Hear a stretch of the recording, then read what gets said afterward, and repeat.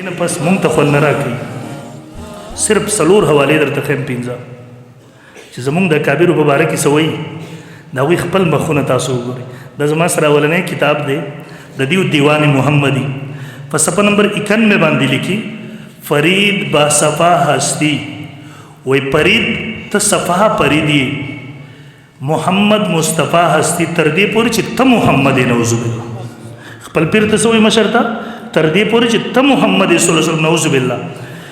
جہاں گویم جہاں ہستی خدا ہستی خود وہی نور بسوی مستا بارک خود تا خدا یہی کر دا بحوالہ کتاب ہے موجود. دا دویم نمبر دا دیو یو بل کتاب دے مدائح اعلی حضرت دا احمد رضا خان سے مدائحو کی لکھ لے دا دی پا صفحہ نمبر 43 باندی ہوئی تیرا اور سب کا خدا احمد رضا ستاسو دا طول خدا احمد رضا دیوبانیانو نے تکلیف دار دا شرکیات تخیارہ کی خلق دگرنگی دیوان محمدی کی بیالی کی بس صفحہ نمبر 158 احمد نا احمد رلا کیوں نہ ڈیکا حبیب خدا کو خدا کیوں نہ ڈیکا ہے صورت دی والی اور بھی صورت آیا محمد دی صورت ڈسا کیوں نہ پنجابی کے لئے کی بیرغی تشریف اخپلہ کر اردو کی احد اور احمد بالکل ایک ہے درمیان میں صرف میم کا پردہ ہے سو حبیب خدا کو میں خدا ہی نہ کہہ دو خدا وہ ذات ہے جو صورت اور شکل سے پاک ہے اس بھی صورت ذات نے جب ظہور چاہا تو حضور کی صورت میں ظاہر ہوا حضور کے پیچھے دراصل خدا ہی جلوگر اللہ دا محمد پر شکل کی جاری شو کیا شو اوگا محمد سو کو اخبر پیر دی نعوذ باللہ دگرنگی دا یو بل کتاب دے ہدایت بخشش سیسوم صفحہ نمبر 37 باندی دا ام المؤمنین پا بارہ کی لکی شابت دسی بنینا غستے ہو چراغی سینی بنعوذ باللہ بار تراوتی ہو گستاخی تنگ و چس ان کا لباس اور جوبن کا اجالا مسکی جاتی ہے قبا سر سے کمر تک لے کر یہ پٹا پلٹا ہے جوبن میرے دل کی صورت کہ ہوئی جاسے میں جامع سے بروسی نوبر نعوذ باللہ دائی دغا سی دا دیو دا مشر کتاب دے احمد رضا خانہ احکام شریعت دا دی پس 230 لکھی وہ ایک بار حضور علیہ السلام تشریف لے جاتے تھے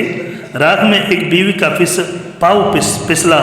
روئی مبارک اس طرف سے پیر لیا صحابہ نے عرض کیا حضور وہ پاجامہ پہنے جو پاجامہ پہنے ہے اور غالباً پاجامہ تنگ تھا اس وقت کہ اگر وہ ڈیلا ہوتا تو اس میں بھی تہبند کی طرف کھل جانے کے تو وہ نبی علیہ السلام روالو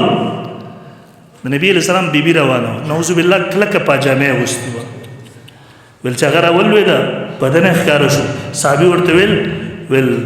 اللہ رسول پاجامہ غستی را رسول اللہ صلی اللہ علیہ وسلم فرمائے یا اللہ پا پاجامہ غستون کو باندے رحم ہوتی پرتو گیا غستون کو باندے دا اللہ دا پیغمبر صلی اللہ علیہ وسلم پا بی بی باندے الزام ہوئی تراز دغه سی نور کفری عبارات خو بهرحال زه د هغې نه پیل و تهی کوم نه پرېږدم صرف دغومره ویم چې مونږ بیا حق لرو چې د خپلو اکابرو دفاع وکړو او دغه حلوا پرسته یم اسماعیل حقي بزدله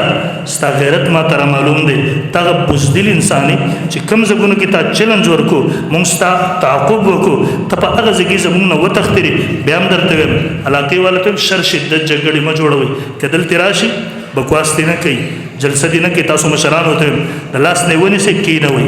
یو عبارت دی زمان مشران راوالی یو عبارت کفری زر دیو دا مشران راخلم په میدان کې کی نه وي دوت وګټي ان شاء الله العزیز که په میدان عمل کې مې درته مشرک ثابت نکو که په میدان عمل کې مې درته ګستاخ ثابت نکو که مې درته بدعتي ثابت نکو که مې درته حرام خواره ثابت نکړه به ان شاء الله د په لاس باندې درته زبیات